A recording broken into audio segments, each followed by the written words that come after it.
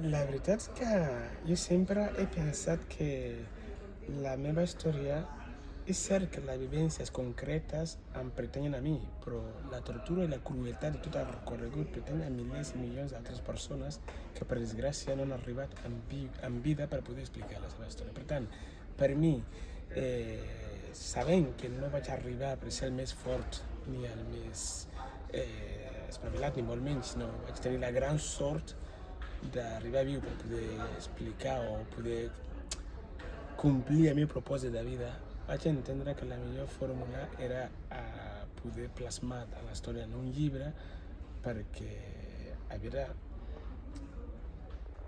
donar veu a totes aquelles persones que avui no han sigut capaces d'arribar viu per poder explicar la seva història. Llavors, plasmar la història del llibre va ser una forma perquè tots aquells companys, els que segueixen morint en aquest camí, les seves històries puguin arribar al món.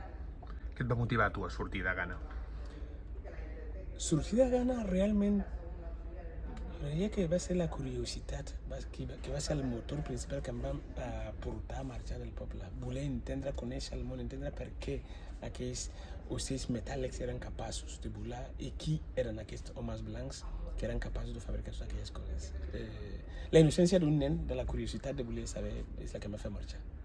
En aquest cas, hi ha un moment en el que tu et diuen on vols anar i tu expliques Barça. Pots explicar una mica aquesta anècdota i com això et va portar a Barcelona? Sí, la veritat és que després que jo vaig sortir de casa amb 9 anys, per tant, als 12 vaig marxar del país, per tant vaig estar 5 anys per arribar a Espanya pràcticament, no? I clar, era analfabet, jo no sabia llegir ni escriure, vaig arribar aquí sense saber on estava pràcticament. Llavors, quan em van preguntar a quin lloc d'Espanya volia residir o l'únic que recordava era Barça. I vaig dir que volia anar al Barça, i van entendre que volia dir Barcelona i el van enviar des de Màlaga a Barcelona, però no sabia res més, pràcticament. Com arribem del llibre a veure't, diguem, a davant de les càmeres? Com ha sigut aquest procés? És que realment sempre he tingut clar que l'únic que em dona motiu per aixecar-me cada matí era veure que no havia arribat per al meu propi esforç, no havia arribat per complir un propòsit de vida, que era ser la veu de tots els que no han arribat vius i sobretot treballar per evitar que altres nens no pateixin el que jo vaig patir. És a dir, havia que explicar la història fins que no hi hagi més històries com aquesta que explicar. D'aquí va néixer la fundació NASCO Feeding Minds. I vaig poder arribar a plasmar-lo en un llibre, però també és cert que a la pantalla gran és on arribaria molt més gent. I és cert que al principi me'n recordo al meu pare, sempre li deia, papa, és que em sap greu, però potser quan em mori serà quan la gent donarà compte que realment el que estic fent, la meva vida, la meva recorregut, tot el missatge que estic intentant transmetre per canviar el paradigma de l'ajuda humanitària, la gent ho entendrà quan ja no estic. I em farà la peli i no ho veuré. I la veritat és que és un autèntic orgull i em sento molt, molt afortunat de poder viure-ho, inclús fent un petit paper, no? En aquesta final de la pel·lícula, que la meva feina és explicar la història. Faig moltes conferències i llavors poder participar a la pel·lícula en aquesta petita part de la conferència, doncs, i que la gent pugui conèixer una mica també la ONG i la nostra feina d'alimentar menys allà per evitar que els migrants no arribin al mar, ja que quan arriben al mar la batalla, en la meva opinió, està totalment perduda, sinó que el que has de fer és donar-los informació i una oportunitat a casa seva. I, òbviament, si passa això, no marxarien. Has reviscut coses que potser voldries haver oblidat?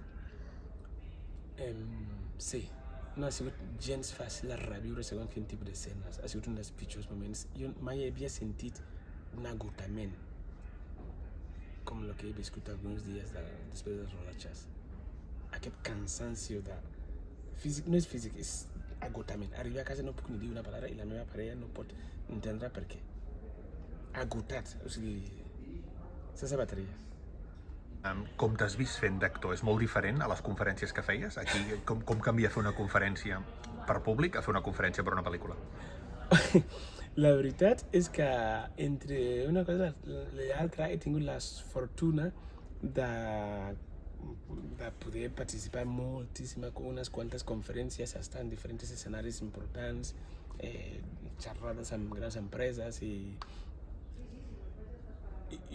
realment hi ha una gran diferència fer una conferència per una empresa, un grup, un event, un acte, el que sigui, a fer la conferència en un escenari només per cine.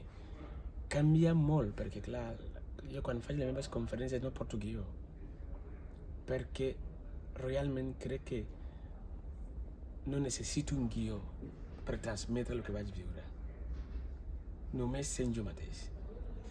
I el cine també busquen aquesta autenticitat, però necessiten guionitzar-la. I he de reconèixer que no ha sigut un exercici fàcil. Sempre dic que el dia que pujo a un escenari i explico la història i no m'emociono, aquell dia s'ha acabat les meves conferències. I poder trobar això, pujar a un escenari per cine, doncs la veritat és que ha sigut un treball, no ha sigut fàcil, però em sento molt afortunat de no haver deixat portar. En aquest cas, Emma Vilagrasau fa el paper de la teva mare a la pantalla. Com ha estat aquesta tria? Vas tenir alguna cosa a veure tenint en compte que els dos sou de Sant Cugat? No, és que casualitat és la vida. I jo, quan encara ella feia Vent del Pla, doncs òbviament quan arribes a casa després d'entrenar fent castellà sempre el mirava molt amb els meus pares i encara recordo que em van trucar per fer un paper, una cosa com figurant i tal, i vaig anar a fer el càsting, però en aquell moment era menor, tenia un document que no em permetia treballar i tal, en fi, i no, al final vaig fer el càsting, tot això, però no em van deixar actuar. I la vaig conèixer, ella no se'n recorda, però sí, jo sí, perquè jo l'admirava molt, i clar, d'admirar-la a tenir-la com la meva mare i que actuar amb ella i tal, la veritat és que és un orgull i una gran professional, sobretot humana, que és el que més em quedaria, no? Aquest compromís humà que ha tingut amb mi d'acompanyar-me, ajudar-me, perquè clar, jo no soc actor, no ens enganyem. I ella porta un bagatge que no es pot ni això, no? Llavors he tingut la gran sort que no només l'he escollit ella, jo crec que ella també m'ha escollit.